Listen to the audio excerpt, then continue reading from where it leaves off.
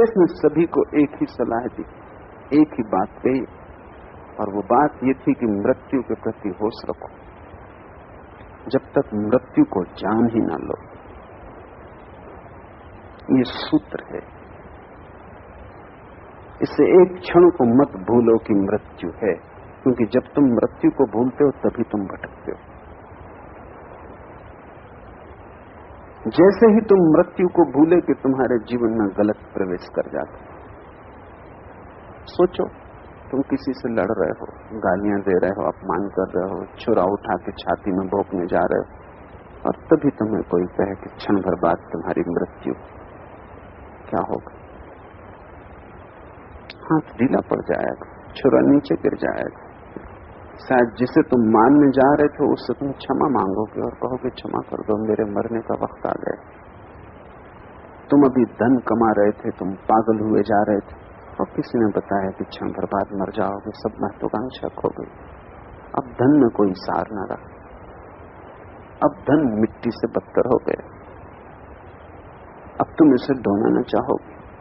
अभी तुम पद की यात्रा कर रहे थे कि बड़े से बड़े पद पर पहुंच जाऊं, अचानक खबर आ गई मृत्यु की, सब यात्रा बंद हो गई।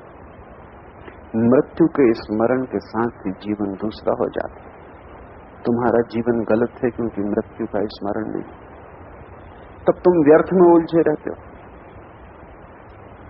तब तुम क्षुद्र सी बातों में बड़ा समय लगाते हो, तब कंकड़ पत्थर बीनते हो, उनसे तिजोरी भरते रहते हो। जैसे ही मृत्यु का स्मरण आएगा, तुम्हारे जीवन का सारा मूल्यांकन बदल जाएगा, वैल्यूएशन बदल जाएगा। मृत्यु की स्मृति में क्या सार्थक है वही बचेगा, जो व्यर्थ है वो खो जाएगा। मृत्यु को भूले तो व्यर्थ को पकड़ते रहोगे, ऐसा लगता है सदा रहना है, कूड़ा करकट भी इकट्ठा करते रहते हो। मृत्यु का पता चला तो याद आता है कि सदा तो रहना नहीं। तुम्हारे झगड़ों का कितना मूल्य, अदालती मुकदमों का कितना मूल्य, तुम्हारे पत्नी बच्चों का कितना मूल्य, अपने पराये में क्या फर्क। जैसे ही तुम्हें मृत्यु का स्मरण आता है, घर नहीं रह जाता, केवल प्रतीक्षालय हो जाता। रेलवे स्टेशन पर, एयरपोर्ट पर तुम बैठे हो वेटिंग रूम में, वो तुम्हारा घर नहीं। कोई अगर वहां कचरा भी फेंक दे तो तुम बैठे देखते रहते हो, ये भी नहीं कहते कि उठाओ इन कचरा, घर गंदा कर दिए। तुम किसी से वहां झगड़ते भी नहीं। किसी का पैर भी तुम्हारे पैर पर पड़ जाए तो तुम जानते हो धक्कम धक्की है, लोग जा रहे हैं, आ रहे हैं। कोई तुम्हारा घर नहीं। अभी लोग जा रहे हैं, घड़ी भर बाद तुम्हारा भी समय आ जाएगा और तुम भी चले जाओगे। जैसे ही मृत्यु का स्मरण आता है, जीवन एक प्रतीक्षालय हो गया। वहां बसने को तुम नहीं हो, वहां थोड़ी देर का विश्राम, वो पड़ाव, वो मंजिल नहीं, वहां से जाना ही होगा। और जहां से जाना है वहां की बातों में कितना अर्थ, जहां से जाना है वहां की क्षुद्र समस्याओं में उलझने का क्या सार।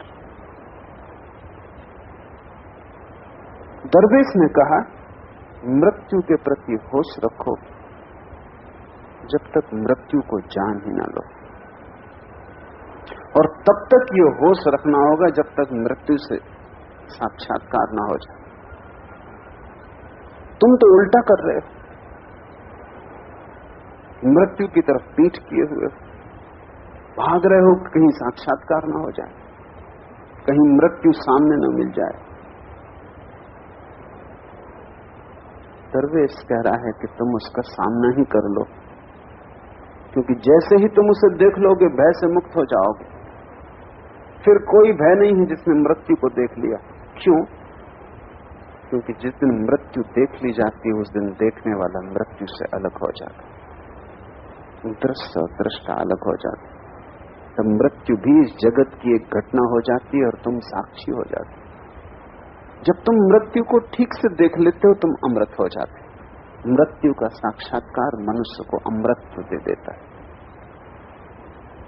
इसलिए मैं तुम्हें एक सूत्र देता हूं, मैं निरंतर कहता हूं कि संभोग को अगर तुम देख लो तो समाधि, मृत्यु को अगर तुम देख लो तो अमृत। संभोग से अगर तुम डरे डरे भागे भागे रहे, तुम्हें समाधि की कोई झलक कभी न मिलेगी। मृत्यु से तुम भयभीत रहे तो तुम्हें अमृत का कभी कोई पता न चलेगा। मृत्यु सीढ़ी है अमृत के दर्शन की, संभोग सीढ़ी है समाधि की झलक की। और जैसे ही समाधि की झलक मिली, संभोग व्यर्थ हुआ, और जैसे ही अमृत दिखाई पड़ा, मृत्यु गई। फिर तुम मरने वाले नहीं। लेकिन तब ये सिद्धांत न होगा, ये तुम्हारी अपनी प्रतीति होगी। अपनी प्रतीति ही काम पड़ती। सिद्धांत दूसरों से मिलते हैं, प्रतीति अपनी होती। तब तुम्हें विनष्ट करने का कोई उपाय नहीं। एटम बम भी गिरता हो तो भी तुम नहीं मरोगे। तुम मर ही नहीं सकते। जीवन शाश्वत, रूप बदलते हैं, घर बदलते हैं, वस्त्र बदलते हैं, आकार बदलते हैं, लेकिन जो आकारों के भीतर छिपा निराकार, वो सदा वही है। ये घाट न होंगे तुम्हारी नदी के, दूसरे घाट होंगे। ये लोग न होंगे तुम्हारे नदी के किनारे, दूसरे लोग होंगे, लेकिन नदी सदा बहती रहती। सागर में भी खो के नदी खोती थोड़ी, फिर बादल बन जाते, फिर गंगोत्री पे बरस जाती, फिर धारा बहने लगती। एक वर्तुल है जीवन का, उसका कोई अंत नहीं है। मृत्यु का तब तक होश रखो जब तक मृत्यु को जान ही ना लो, ऐसा उस दरवेश ने कहा। ये दरवेश ध्यान का सूत्र है, ये सभी ध्यान का सूत्र है। या तो काम वासना पर ध्यान को गड़ाओ, वहां से तुम्हें राज मिलेगा, कुंजी मिलेगी, या मृत्यु में ध्यान को गड़ाओ, वहां से तुम्हें राज मिलेगा, वहां से कुंजी मिलेगी। उन्हीं दो छोरों से छलांग लगती, वहीं तट है, वहां से तुम सागर में कूद सकते हो। लेकिन किसी मुसाफिर को ये बात रास न आई। गए थे नेक सलाह मांगने को, और ये आदमी उल्टी सीधी बातें करने लगा। मृत्यु की बात तुम किसी से भी कहो तो किसी को रास नहीं आती। किसी से ये कहो कि तुम मरोगे, रास नहीं आता। हालांकि इससे बड़ा सत्य कोई भी नहीं। जीवन में और सभी संदिग्ध है, मृत्यु भर असंदिग्ध है, और सभी अनिश्चित है, मृत्यु भर निश्चित है। पर जो सबसे ज्यादा निश्चित है, कोई सुनने को राजी नहीं। लोग ज्योतिषी को हाथ दिखाते हैं, जन्म कुंडली बताते हैं, इसलिए नहीं कि वो बताए कि तुम मरोगे, और वो ही केवल निश्चित है, बाकी कुछ भी निश्चित नहीं। जब तुम ज्योतिषी को हाथ दिखाते हो तो तुम ये पूछ रहे हो कि कितना जीऊंगा, कब मरूंगा, ये नहीं पूछ रहे हो। ज्योतिषी भी कुशल है, वो तुम्हें खुशी के समाचार देता है, वो तुमसे कहता है बहुत लंबी उम्र है। मुल्ला नसरुद्दीन एक ज्योतिषी को हाथ दिखा रहा था। उसने कहा कि तुम्हें सुंदर स्त्री मिलेगी, और स्त्री नहीं मिलेगी, साथ में बड़ा दहेज भी मिलेगा, लाखों करोड़ों का। नसरुद्दीन बड़ा खुश हो गया। उसने कहा बात बड़ी ऊंची कही, लेकिन ये तो बताओ मेरी पत्नी हो, बच्चों का क्या होगा? वो पहले से शादीशुदा। प्रसन्न बहुत हुए ये बात जान के, लेकिन तब उन्हें याद आया, ये तो बिल्कुल ठीक कहा, लेकिन मेरे पत्नी बच्चों का क्या होगा? पत्नी बच्चों को छोड़ने को तैयार। ज्योतिषी जानता है तुम्हें कौन सी बातें प्रीतिकर है, तुमसे वो वही कहता है। जो तुम चाहते हो वही तुम्हें बता देता है। भरोसा बढ़ाने के लिए एक तो ऐसी बातें भी कहता है जो तुम नहीं चाहते। वो सिर्फ भरोसा बढ़ाने के लिए, ताकि तुम्हें ऐसा न लगे कि वो अच्छी अच्छी बातें ही कह रहा है। एक दो बातें ऐसी भी कहता है जो तुम्हें ठीक न लगेंगी, बाकी सब अच्छी बातें कहता है। ज्योतिष तुम्हारी आशाओं पर जीता है। जिसे खुद अपना पता नहीं, वो तुम्हारे जीवन और भविष्य के संबंध में बताता है। मैंने सुना है कि दो ज्योतिषी एक गांव में रहते थे। वो दोनों सुबह गांव पर जब निकलते यात्रा पर, तो रास्ते पे मिलते, एक दूसरे को हाथ दिखाते कि बोलो भाई आज धंधा कैसा चलेगा। एक दूसरे को हाथ दिखा के धंधे पर चले जाते। तुम्हारे जैसे ही जो अंधेरे में पड़े, उनके पास जाके तुम हाथ दिखा रहे हो, तुम्हारी वासना बिल्कुल अंधी मालूम पड़ती, पर तुम चाहते हो कोई भरोसा दे दे कि घटेगा, सब ठीक रहेगा। जो भी तुम्हें भरोसा दे देता है तुम उसी के चरण पकड़ लेते। लेकिन दरवेश, सन्यासी, सदगुरु, वो तुम्हें भरोसा नहीं दिलाना चाहता, वो तो तुम्हारे भरोसे तोड़ना चाहता है, क्योंकि वे सभी गलत। तुमने तिनके पकड़ रखे हैं डूबने के डर से, और तिनकों से कोई कभी बचा नहीं। तुम कागज की नावों में चल रहे हो, और तुम गुरु के पास जाओगे तुम्हारी नाव डुबा देगा। तुम्हें दुश्मन लगेगा कि इस आदमी ने मेरी नाव डुबा दी, लेकिन उसने तुम्हारी नाव डुबाई यही बताने को कि ये नाव तो डूबने ही वाली।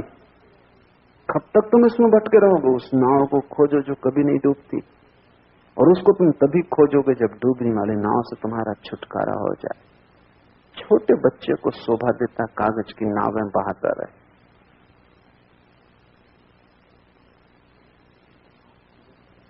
लेकिन आखिरी उम्र तक, बुढ़ापे तक तुम कागज की नावें बहाते हो। तुम्हारा सारा जीवन का चक्र कागज की नाव से बना है। अखबार में तुम्हारा नाम बड़े अक्षरों में छप जाए, तुम कितने प्रसन्न होते, कागज की नाव। लोग कहने लगे कि तुम बड़े अच्छे हो, तुम कैसे पुलकित होते हो, कागज की नाव। शब्द तो कागज से भी गए बीते। कागज की नाव भी थोड़ी देर बहे, प्रशंसा की नाव तो उतनी भी देर नहीं बहेगी।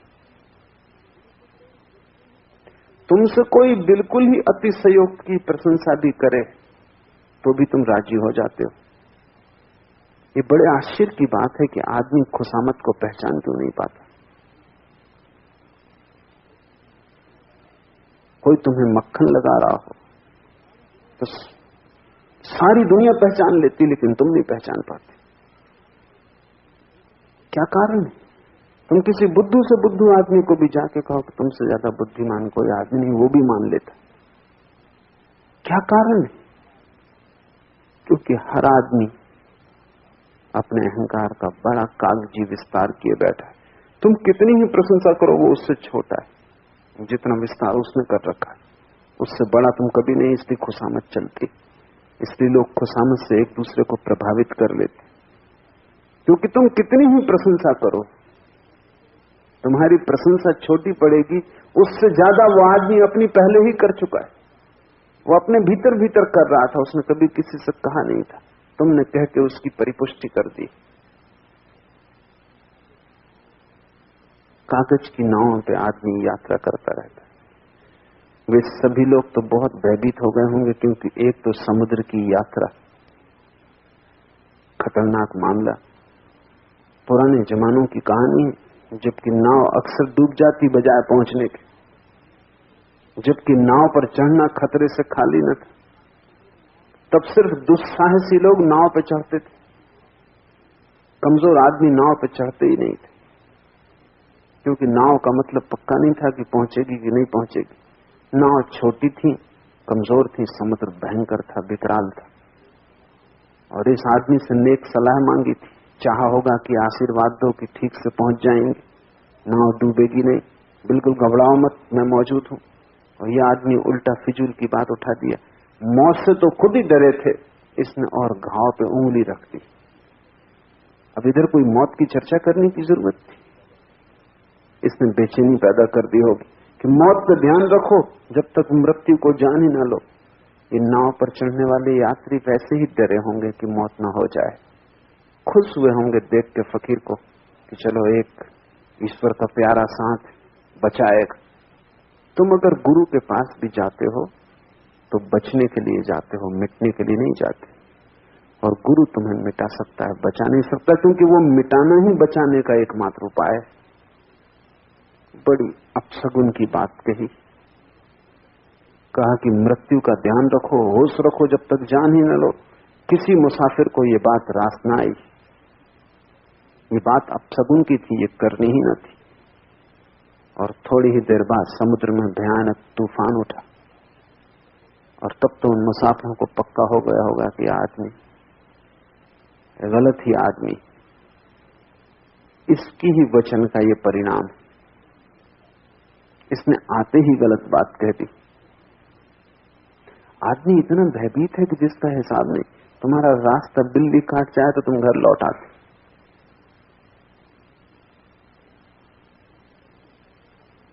इतने डरते हो कहीं अपशगुन न हो जाए। मगर अभी तो लौटने का कोई उपाय न था, जहाज पे सवार हो गए। एक वैज्ञानिक समझा रहा था एक सभा में कि आदमी हो के अंधविश्वासों से मुक्त हो जाओ। जानवर भी अंधविश्वास नहीं करते, तो तुम तो आदमी हो। एक बूढ़ी स्त्री खड़ी हो गई और उसने कहा कि माफ करिए, अगर चूहे के रास्ते को बिल्ली काट जाए तो चूहा वापस लौट जाता है कि नहीं? वो बूढ़ी औरत समझ रही कि चूहा भी अंधविश्वास के कारण वापस लौट जाता है कि रास्ता। चूहा का भय तो वास्तविक है, लेकिन आदमी हो के तुम क्यों लौट जाते हो? पर डर है। शायद चूहे से सीखा होगा लोगों ने बिल्ली से डरना।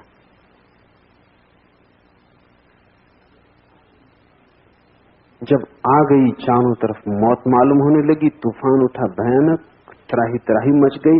नाविक और यात्री सभी घुटनों पर झुक गए और ईश्वर से जहाज को बचाने की प्रार्थना करने लगे। हम ईश्वर से हमेशा बचने की प्रार्थना करते, इसलिए हमारी प्रार्थनाएं उस तक नहीं पहुंच सकती। ये प्रार्थनाएं ऐसे ही जैसे बीज बचने की प्रार्थना कर रहा हो, और बड़ी कृपा है परमात्मा की को तुम्हारी प्रार्थना सुनता नहीं, क्योंकि तुम बच जाओगे तो तुम सड़ जाओगे। तुम बीज हो, अभी तुम वृक्ष नहीं हो। बीज की तरह तो तुम्हारा मिटना ही कल्याण। अगर बीज बच गया तो कभी भी वृक्ष ना हो पाएगा। तुम्हें पता ही नहीं कि तुम क्या मांग रहे हो। तुम कह रहे हो मुझे बचाओ। तुम ही रोग हो, तुम ही तुम्हारे कारागृह हो। तुम्हारे अतिरिक्त तुम्हारा कोई दुश्मन नहीं, तुम ही बाधा हो, और तुम प्रार्थना कर रहे हो कि मुझे बचाओ। तो जो गुरु तुम्हें बचाते हैं, तुम उनके पीछे लाखों की संख्या में जाते हो। कोई ताबीज बांट रहा है, कोई राख दे रहा है, क्योंकि वो तुम्हें बचा रहे हैं। और तुम्हें पता नहीं कि गुरु तुम्हें मिटाएगा, बचाएगा कैसे। वो ताबीज कैसे देगा? ताबीज का अर्थ ही क्या होता है? तुम जैसे हो अगर बच गए तो इससे बड़ा कोई दुर्भाग्य नहीं। तुम खुद ही सोचो, एक बार विचार करो भीतर कि तुम जैसे हो अगर ऐसे ही सदा के लिए बच गए तो कैसी मुसीबत न हो जाएगी। राजी हो जैसे हो इससे ही। कोई तृप्ति हो गई है इससे, कोई ऐसा संगीत भीतर पैदा हुआ है कि अब ये सदा बसता रहेगा तो तुम प्रसन्न रहोगे। कुछ भी तो तुम्हारे हाथ में नहीं। कूड़ा करकट तुम्हारी आत्मा पर है। दीनता दरिद्रता के सिवाय तुमने कुछ जाना नहीं। भीतर सिवाय आंसुओं के और कुछ भी नहीं। मुस्कुराहट में सब तुम्हारी झूठी है। नाचे तुम कभी भी नहीं हो। नाच तुम सकते कैसे हो? ऐसा तुम्हें कुछ मिला नहीं जिसके कारण तुम नाचो। मीरा कह सकती पद घुंघरू बांध मीरा नाची रे, क्योंकि पद घुंघरू तभी बनते हैं जब कृष्ण मिल जाए, जब जीवन का परम सत्य मिल जाए। तुम जैसे हो अगर बच गए तो इससे बड़ा कोई अभिशाप ना होगा, और यही तुम मांग रहे हो। खलील जिब्रान ने कहीं कहा है कि परमात्मा बड़ा कृपालु है कि आदमी की प्रार्थनाएं नहीं सुनता, क्योंकि सुन ले और राजी हो जाएगा, अच्छा चलो ठीक। इसलिए समझदार व्यक्ति परमात्मा से ये नहीं कहता कि मेरी प्रार्थना पूरी करना, वो उससे कहता है जो तेरी मर्जी वो तो पूरी करना। क्योंकि हम तो ये भी नहीं जानते क्या मांगे। हम तो गलत ही मांगेंगे क्योंकि हम गलत हैं। हमारी तो मांग भी उपद्रव होगी। और तुम्हारे पूरे जीवन की कथा यही कि जो तुमने मांगा वो तुम्हें मिल गया, फिर तुम उससे परेशान हो रहे। न मिलता तो रोते, मिल गया तो रो रहे हो। और तुम कभी गौर करके नहीं देखते,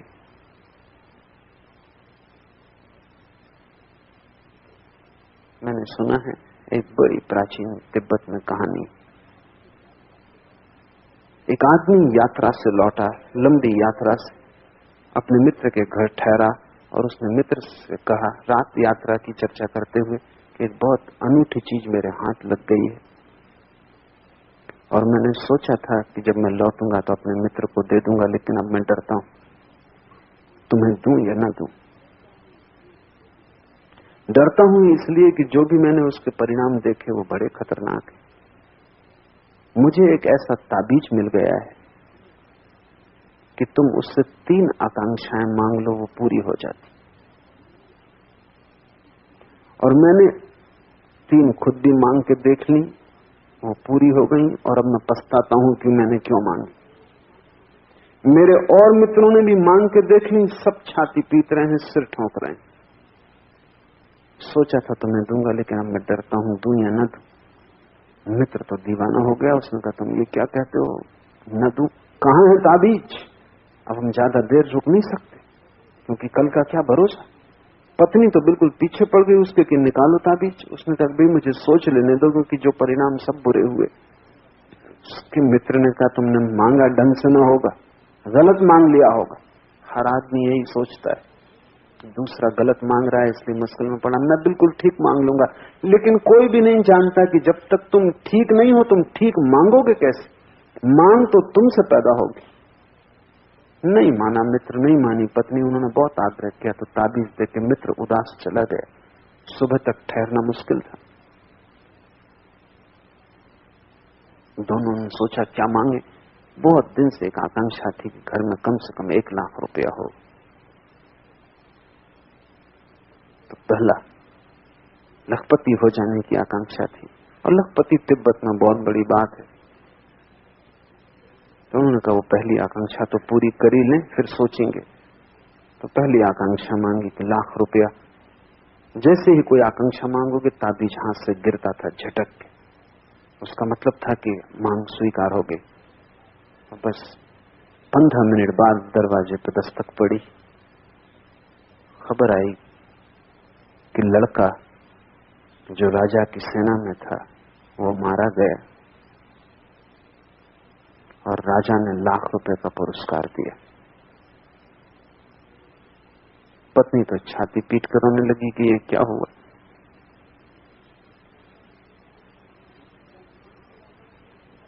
उसने कहा कि दूसरी आकांक्षा इसी वक्त मांगो कि मेरा लड़का जिंदा किया जाए। बाप थोड़ा डरा। उसने कहा कि ये भी जो पहली का फल हुआ, पर पत्नी एकदम पीछे पड़ी थी कि देर मत करो, कहीं वो दफना ना दे, कहीं लाश सड़गल न जाए, जल्दी मांगो। तो दूसरी आकांक्षा मांगी कि लड़का हमारा वापस लौटा दिया जाए। ताबीज गिरा। 15 मिनट बाद दरवाजे पर किसी ने दस्तक दी। लड़के के पैर की आहट थी। उसने जोर से कहा, पिताजी। आवाज भी सुनाई पड़ी, पर दोनों बहुत डर गए। इतनी जल्दी लड़का आ गया। बाप ने बाहर झांक कर देखा, वहां कोई दिखाई नहीं पड़ता। खिड़की में से देखा, वहां कोई दिखाई नहीं पड़ता। कोई चलता फिरता मालूम होता है। वो लड़का प्रेत होकर वापस आ गया, क्योंकि शरीर तो दफना दिया जा चुका था। पत्नी और पति दोनों घबरा रहे हैं कि अब क्या करें, दरवाजा खोलें कि नहीं, क्योंकि तुम भला कितना ही लड़के को प्रेम किया हो, अगर वो प्रेत होकर आ जाए तो हिम्मत पस्त हो जाएगी। बाप ने कहा, रुक, अभी आकांक्षा और मांगने को बाकी। और उसने ताबीज से कहा कि कृपा करो इस लड़के से छुटकारा, नहीं तो अब ये सताएगा जिंदगी भर। ये प्रेत अगर यहां रह गया घर में, इससे छुटकारा करवा दे। और पति आधी रात गया ताबीज देने, अपने मित्र को वापस रुका कि इसे तुम कहीं फेंक ही दो, अब किसी को भूल के मत देना। तुम्हारी पूरी जिंदगी की कथा इस ताबीज की कथा में छिपी। जो तुम मांगते हो वो मिल जाता, नहीं मिलता तो तुम परेशान होते हो, मिल जाता फिर तुम परेशान होते। गरीब दुखी दिखता, अमीर और भी दुखी दिखता। जिसकी शादी नहीं हुई वो परेशान है, जिसकी शादी हो गई वो छाती पीट रहा है, सिर ठोंक रहा है। जिसको बच्चे नहीं है वो घूम रहा है साधु संतों के सत्संग में कि कहीं बच्चा मिल जाए। जिनको बच्चे हैं वो कहते हैं कैसे इनसे छुटकारा होगा, ये क्या उपद्रव हो गए। तुम्हारे पास कुछ है तो तुम रो रहे हो, तुम्हारे पास कुछ नहीं है तो तुम रो रहे हो। और मौलिक कारण यह है कि तुम गलत हो, इसलिए तुम जो भी चाहते हो वो गलत ही चाहते हो। फकीर मृत्यु की बात कहा उन लोगों से जो जीना चाहते थे। समुद्र में भयंकर तूफान, त्राही त्राही मच गई, लोगों ने घुटने झुक गए और ईश्वर से जहाज को बचाने की प्रार्थना करने लगे। फकीर बड़ा हैरान हुआ होगा, अभी अभी नेक सलाह दी थी कि मृत्यु का ध्यान करना, और मृत्यु सामने खड़ी है और तुम जीवन की आकांक्षा कर रहे। सभी फकीर हैरान होते हैं, तुम्हें जो भी सिखाओ क्षण भर बाद तुम उससे उल्टा करते हो। सलाहें ली नहीं जाती, परंपरा के कारण लोग मांगने चले आते। लेकिन इस आतंक के बीच दरवेश अनुद्विग्न और शांत बैठा रहा। इससे शुभ अवसर और क्या होगा कि मृत्यु चारों तरफ खड़ी थी और वो दृष्टा हो गया होगा। वो देखता रहा होगा कि मौत चारों तरफ घट रही, सब तरफ मौत है, तूफान है, सागर है। उसने कोई प्रार्थना न की बचाने की। उसने तो धन्यवाद दिया होगा कि अच्छा अवसर दिया, एक परिस्थिति जिसमें मैं पूरी तरह जाग सकता हूं। धार्मिक व्यक्ति परमात्मा को धन्यवाद देता है, अधार्मिक प्रार्थना करता है। धार्मिक की प्रार्थना सदा धन्यवाद है, अधार्मिक की प्रार्थना सदा मांग, कुछ दो। और धार्मिक की प्रार्थना सदा यह है कि तूने इतना दिया है कि मैं अनुग्रहित हूं, अब और क्या मांगना है। वो शांत इस आतंक के बीच अनुद्विग्न बैठा रहा। फिर समुद्र शांत हुआ। तब एक सहयात्री ने दरवेश से पूछा, क्या आपने नहीं देखा कि इस खौफनाक तूफान के दरमियान हमारे और मौत के बीच एक तख्ते से ज्यादा मजबूत और कुछ भी नहीं था। ये नाव का तख्ता ही था एकमात्र। जरा भूल चूक सागर जरा और पागल कि तख्ता उलट जाता और हम गए थे। मौत बिल्कुल करीब थी, तख्ते का फासला था, हाथ बढ़ा और मिल जाती। क्या आपने नहीं देखा? दरवेश ने कहा, मैं जानता था कि समुद्र में ऐसा सदा रहता है, एक तख्ते रहता है जो फासला है। लेकिन जब मैं जमीन पर था तब भी बराबर देखा किया कि आम जिंदगी में हमारे और मृत्यु के बीच इससे भी कम बचाव। समुद्र में तो ऐसा होता ही है कि एक तख्ता होता है, जिंदगी में उतना भी नहीं, फासला है ही नहीं तुम्हारे और मौत के बीच। मौत से तुम हर घड़ी सटे खड़े हो। क्यों?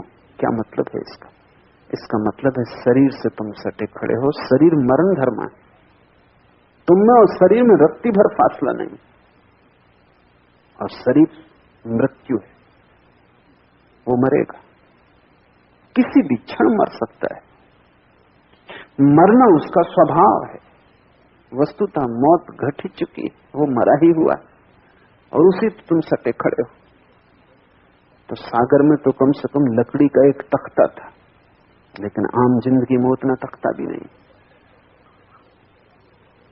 मृत्यु के प्रति जो जागेगा वो शरीर के प्रति भी जागेगा, क्योंकि शरीर और मृत्यु एक ही अर्थ रखते।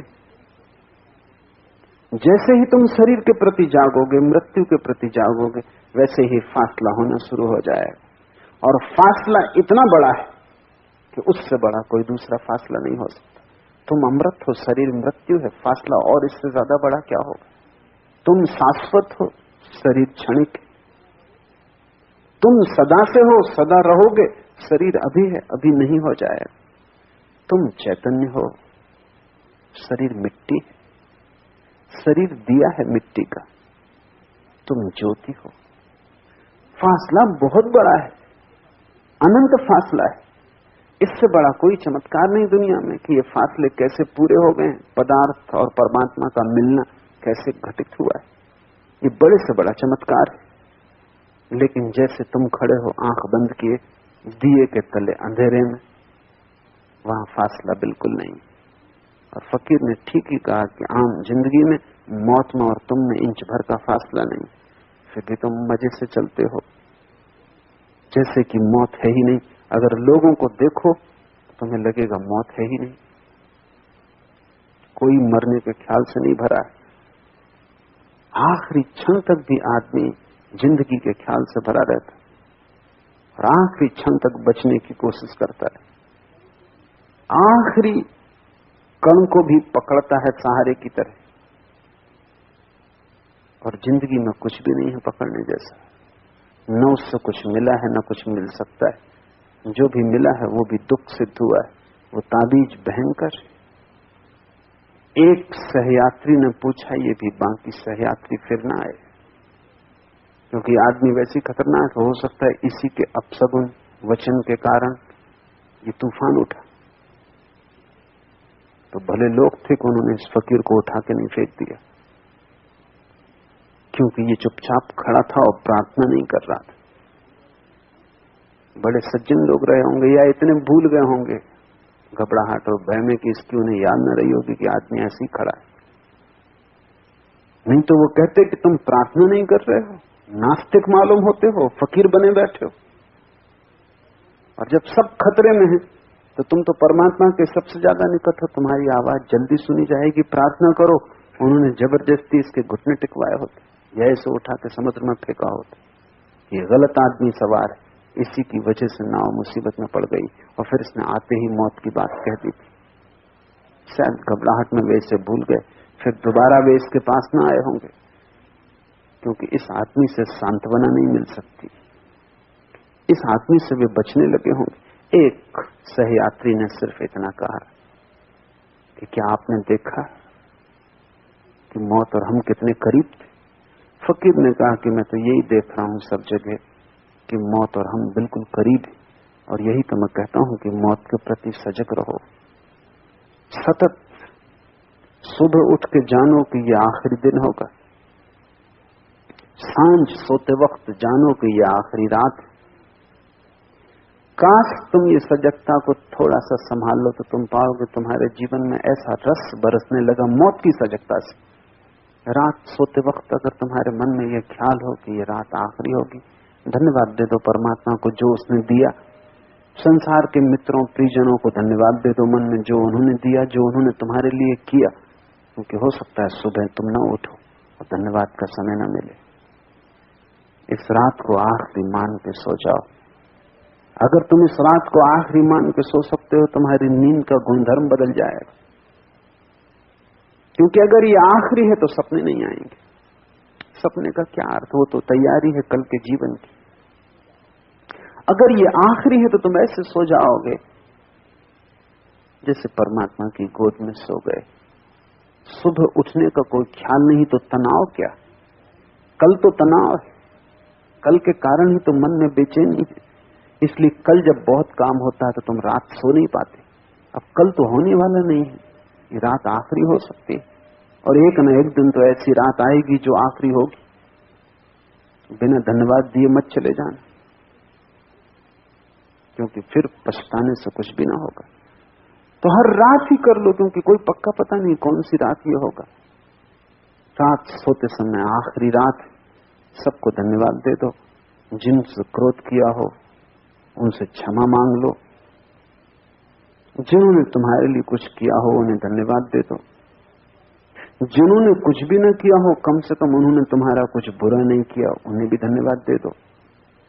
जिन्होंने तुम्हारा बुरा किया हो, जिनके प्रति मन में द्वेष, घृणा, क्रोध हो, उनसे भी क्रोध घृणा का संबंध तोड़ लो। क्योंकि जब शरीर ही ना बचेगा तो क्या नाता, क्या रिश्ता। अपने पराये से मुक्त हो जाओ और चुपचाप सो जाओ जैसे ये आखिरी रात। तुम्हारी रात का गुणधर्म बदल जाएगा। शरीर सोया रहेगा, तुम्हारे भीतर कोई जागेगा। दिए के नीचे का अंधेरा जो है वो धीरे धीरे मिटने लगेगा। सुबह जब उठो तो पहला काम परमात्मा को धन्यवाद दो कि एक दिन और तूने दिया। बस प्रसन्नता से, इस अनुग्रह भाव से इसे स्वीकार कर लो। रात फिर आखिरी मान के सो जाओ। प्रत्येक पल को धन्यवाद से स्वीकार करो और प्रत्येक पल को अंतिम मान के विदाई का क्षण भी समझ लो। ये तुम्हारे जीवन का सूत्र बन जाए, तुम जल्दी ही पाओगे तुम और हो गए, नए हो गए। तुम्हारे भीतर कोई दूसरा ही जन्म गया। इस बात के लिए उस फकीर ने कहा था, मृत्यु के प्रति होश रखो जब तक मृत्यु को जान ही न लो। मृत्यु का स्मरण एक दिन अमृत का दर्शन बन जाता है। आज इतना।